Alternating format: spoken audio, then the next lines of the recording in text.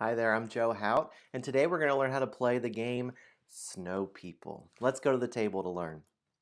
For this game, all you need is the game sheet and 2 dice.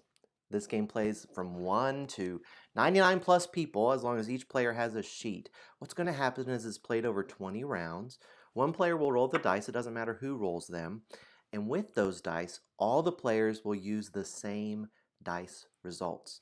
The goal of the game is to build a snow person. You're going to be digging up items out of the snow and placing them on your snow person. You're going to be trying to earn the most points by digging up items. Each block on an item is worth a point, so the larger the item, the more points it's worth. Also, you're trying to collect different sets of items. There are items that have a square background or a triangle background or a circle background. If you collect those different sets, then you get stars. Also, you're trying to dig up with certain dig types.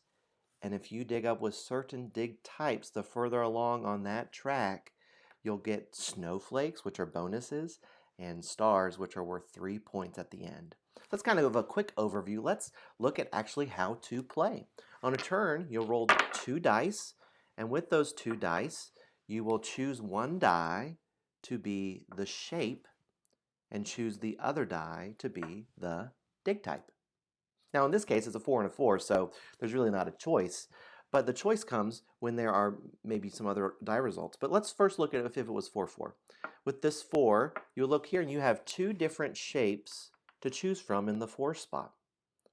All of these different polyominoes, these pentominoes, they are blocks that have 5 shapes in them, 5 blocks to them. And so with this, you're going to choose one of those shapes, and then you're going to choose a dig type. So we would be using M. HMB stands for head and middle and bottom. And so we would be choosing one of these shapes, and we would be using the M dig type. And we would get to come down here and place that shape anywhere here on our grid, and we would be filling it in with M. Here's the thing though, you can use colors. If you're only using just a pen or a pencil, then you would write those letters in for each one of those blocks, but I like to use colors. So let's go ahead and try to do that here. So I'll mark these like this so it's easier to remember what we're doing. So in this case, let's go ahead and say that we're doing that. We're doing the middle shape, and we're doing one of these shapes. You can place it anywhere on the grid. You have to place every block. You have to completely play that shape, and it can't overlap a previously played block, and it also cannot go onto, overlap one of the items. So you're trying to dig around the item. So let's see where it might be a good place to put this. How about I put it right here? I like this spot. And with the shapes, as you play them, you can flip them, mirror them, turn them in any way. As long as they maintain the same shape, you can spin it, turn it, flip it in any way you want like that. So if I were not using colors, this is where I would write M's inside that if I had a more fine point pen or pencil. But if you have markers, it really makes it a really colorful board, and you can fill it in like that. So that would be a turn. Also, I would come up here when you take a turn, you write the round track there because you're only going to have 20 turns to play this game. That's the turn.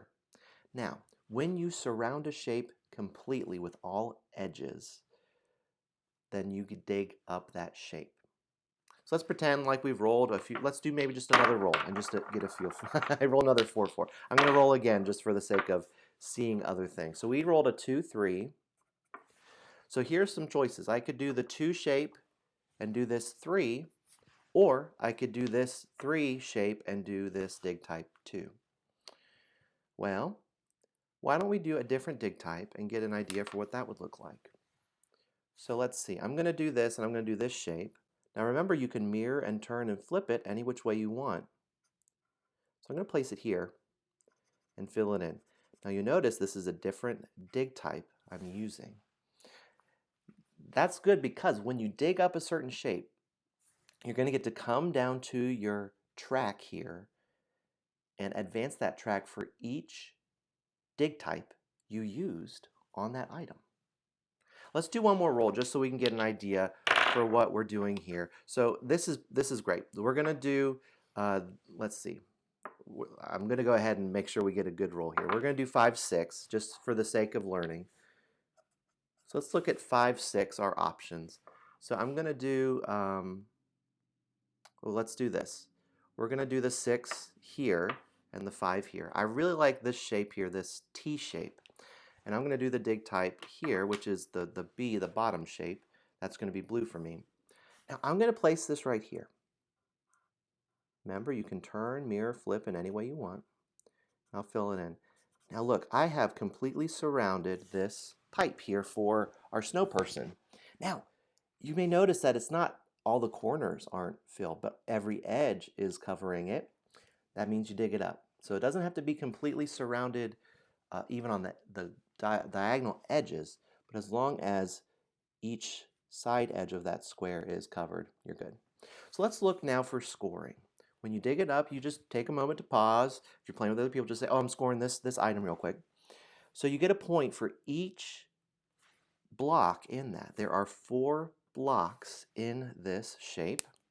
You're going to come down here. This shape, it has a certain type. There are little circles in the background. If you're looking at it in person, you'd be able to see it more clearly. But also the edge of it is helping you know that it's one of those types. That's either dotted, dashed, or bold line around it. This one is a dotted line, and it has the circles here. So I'll come down here, and I'm going to mark 4, because that's how many points it's worth. And that's just easy at the end of the game to be able to keep track of that. So I scored 4 points.